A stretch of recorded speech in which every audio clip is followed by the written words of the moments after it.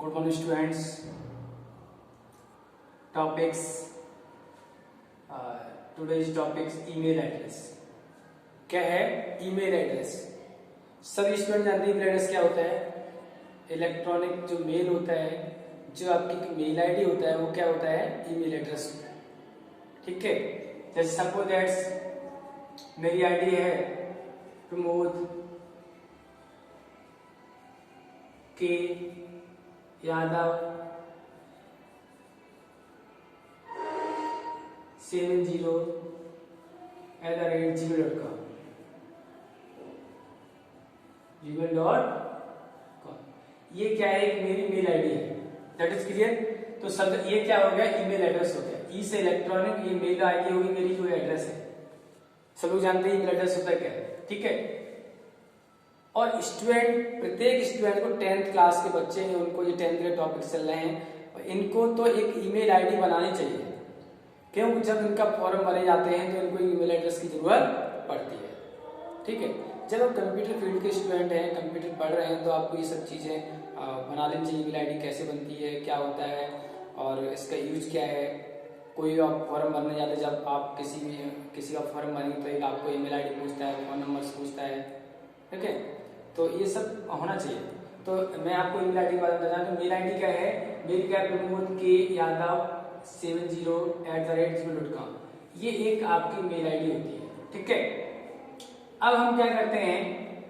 अब देखिए mail ID जो हमने बनाई है, देखिए जो @ का जो साइन है वो इस मेल आईडी को 2 भाग में सेपरेट कर देता है, डिवाइड कर देता है।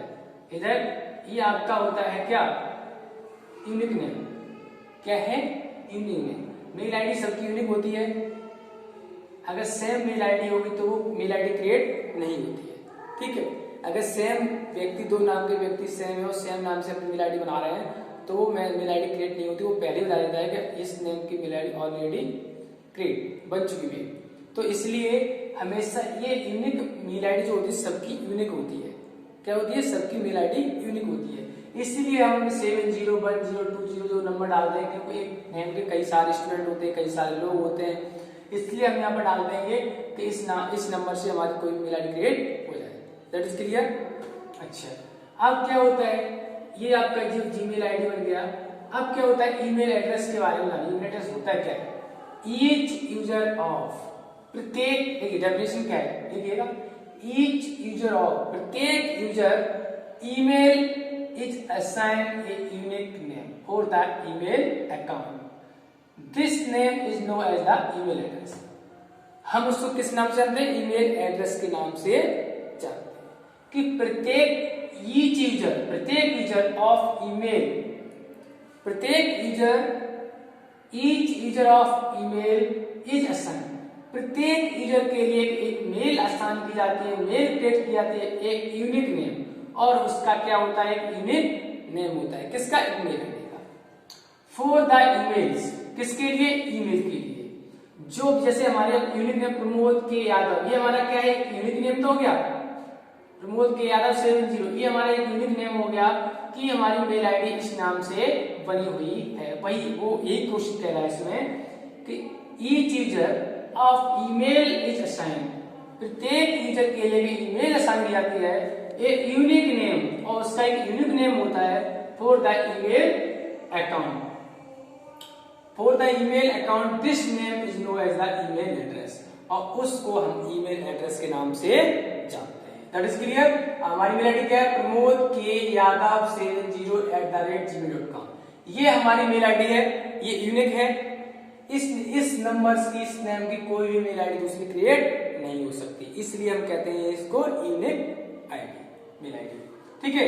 अब हम इसको इस डेफिनेशन लिख लें बेटा सभी स्टूडेंट्स। ईमेल एड्रेस की डेफिनेशन क्या होती है? यहाँ तक है, यहाँ तक ईमेल एड्रेस, ईमेल आईडी के वो है एड्रेस की वो डेफिनेशन है। फिर से देख लें। Email address, each user of email is assign a unique name for the email account, this name is know as the email address, और उसको हम ईमेल एड्रेस के नाम से जानते हैं। अब पूछता है, कोई आदमी पूछता है अपनी मेल आईडी देना सर, तो आपका ईमेल एड्रेस तो हो गया, जो मेल आईडी आपने क्रिएट किया वो आपका ईमेल एड्रेस ही हो गया। That is clear.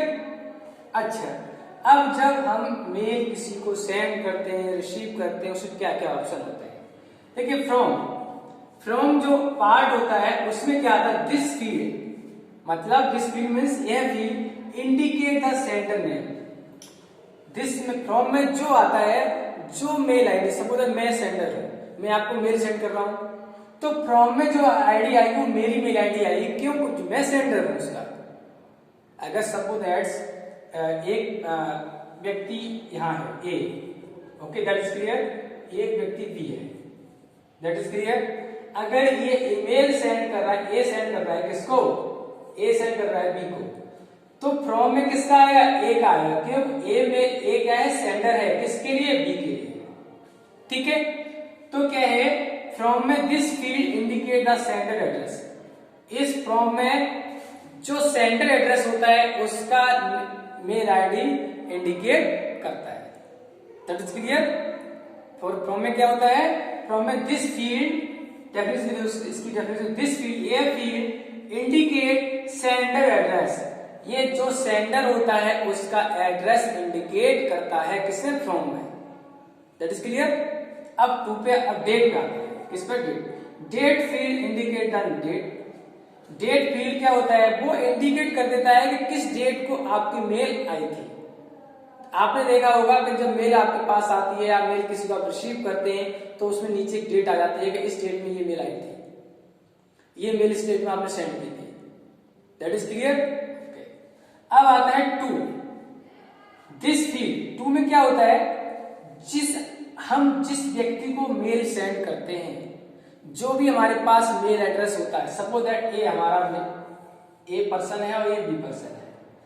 अब ए मेल सेंड कर रहा है बी को, तो क्या होगा? ए की जो मेल आईडी, बी की जो मेल आईडी है वो टू में रखेंगे, कि वो टू हमारा डेस्टिनेशन हो गया।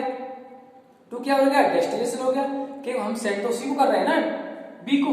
तो जिसको हम सेंड करते हैं मेल, उसको जो भी अपना लिखना चाहते हैं, जो मैसेज टाइप करना चाहते हैं, जो भी मैसेज सेंड करना चाहते हैं, कहना चाहते हैं उस व्यक्ति से, वो उसकी मेल आईडी हम टू में रखते हैं, जिसको सेंड कर रहे हैं। तो this to means this field indicate recipient address.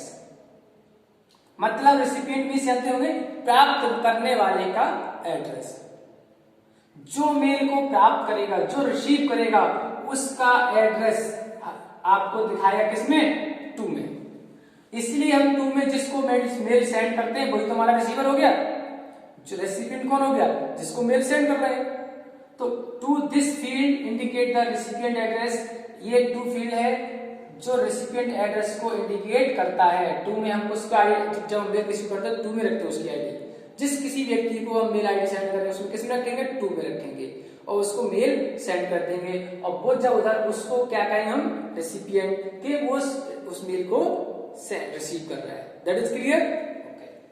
अब आता है सब्जेक्ट। जब आप मेल करेंगे तो आप उसमें सब्जेक्ट कुछ भी लिखेंगे, है? तो सब्जेक्ट में क्या है? This field, subject field indicate the purpose of email address. मतलब सब्जेक्ट में हम क्या करते हैं कि उसको मेन कारण लिखते हैं, पर्पज लिखते हैं कि हमारा क्या पर्पज था जिसके लिए हम मेल सेंड कर रहे हैं। आप जॉब के लिए सेंड कर रहे हैं तो हम लिखेंगे जॉब के लिए, किस पोस्ट के लिए, किस प्रोफाइल के लिए, ठीक है, वो सब हम इसमें लिख देंगे। तो subject field, this field indicate the purpose of email address. तो हमारा सब्जेक्ट में जो हम मेल किसी को भेज रहे हैं, किसी को सेंड कर रहे हैं, तो उसका पर्पज क्या है, कारण क्या है, रीजंस क्या है, वो हम किस में देंगे? Subject. That is clear. Okay. अब आता है सीसी।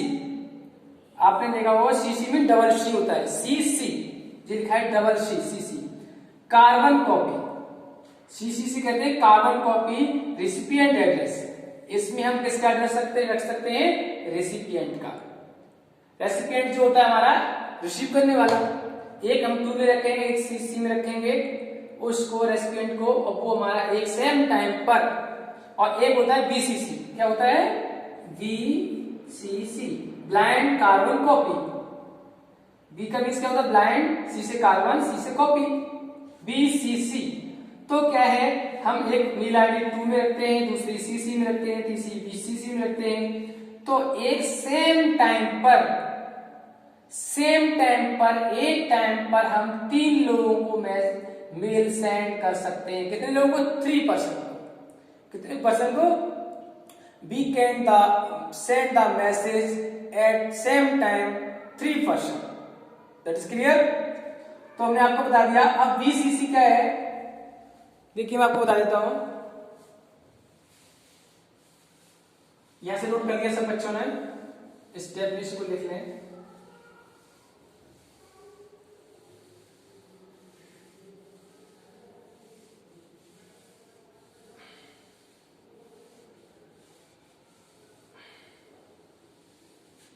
यहां से BCC क्या होता है? Carbon copy recipient address. जो भी रेसिपिएंट है उसका एड्रेस हम उसको मेंशन करते हैं। फिर आता है BCC,